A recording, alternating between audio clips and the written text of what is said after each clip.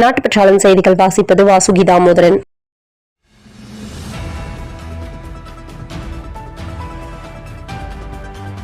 தாராபுரம் நகராட்சிக்குட்பட்ட பூக்கடை கார்னர் முதல் 5 முக்கு வரை உள்ள சாலையில் பழைய நகராட்சி பள்ளி அருகில் ராஜவாய்க்கால் பாலம் தடுப்பு சுவர் திடீரென இடிந்து விழுந்தது. இது பற்றி அறிந்ததும் தாராபுரம் நகரமன்ற தலைவர் பாப்பு கண்ணன் பொதுமக்களின் நலன் கருதி உடனடியாக பாதுகாப்பு ஏற்பாடு செய்து அதற்குரிய பணி நடவடிக்கைகளை நேற்று ஆய்வு மேற்கொண்டார்.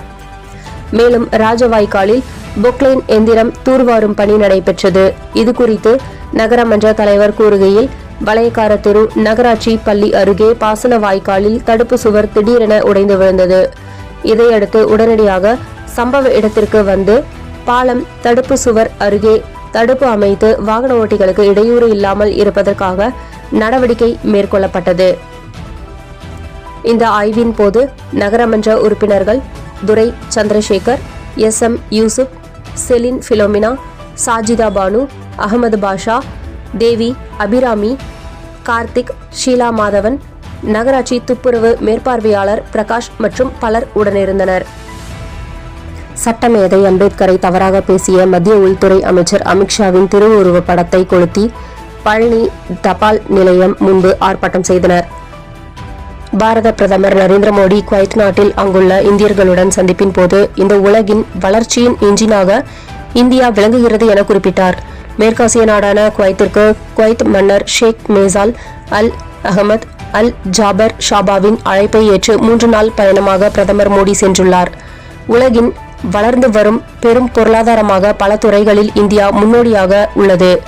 தற்போது பெரும் பொருளாதாரத்தில் உலகின் 5வது இடத்தில் உள்ளோம். விரைவில் 3வது இடத்திற்கு முன்னேற உள்ளோம் என கூறினார்.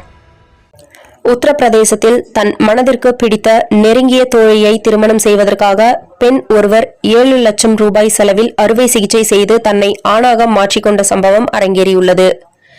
இந்த சூழலில் குடும்பத்தினர் உறவினர்கள் முன்னிலையில் ஆணாக மாறிய பெண் தன் பெயரை ராணு என மாற்றி தன் தோழி ராஜியை திருமணம் செய்து கொண்டார். திருப்பூர் மணியக்காரன் பாளையத்தில் உள்ள பின்னலாடை நிறுவனத்தில் நேற்று ஏற்பட்ட பயங்கர தீ விபத்தில் பல லட்சம் ரூபாய் மதிப்பிலான பொருட்கள் தீயில் எரிந்து சாம்பலாகின. தீயணைப்பு துறையினர் 5 மணி நேரம் போராடி தீயை கட்டுக்குள் கொண்டு வந்தனர். தீ விபத்திற்கான காரணம் குறித்து நல்லூர் போலீசார் விசாரிக்கின்றனர். திண்டுக்கல் பழனி ரோடு பாலம் ராஜகாப்பட்டி அருகே இருசக்கர வாகனம் மீது சரக்கு வேன் மோதி விபத்து. இந்த விபத்தில் இருசக்கர வாகனத்தில் வந்த கதிரியன் குளம் சில்வார்பட்டியை சேர்ந்த வீரசுந்தரலிங்கம் பலியானார். இதுகுறித்து ரெட்டியார் சத்திரம் போலீசார் விசாரணை மேற்கொண்டு வருகின்றனர். மாதம் தவறாமல் வெளிவரும் நாட்டுப்பற்றாளன் பத்திரிகையின் செய்தியாளராக பணிபுரிய விருப்பம் உள்ளவர்கள் கீழே உள்ள நிர்வாக அலைபேசி எண்களில் தொடர்பு கொள்ளலாம்.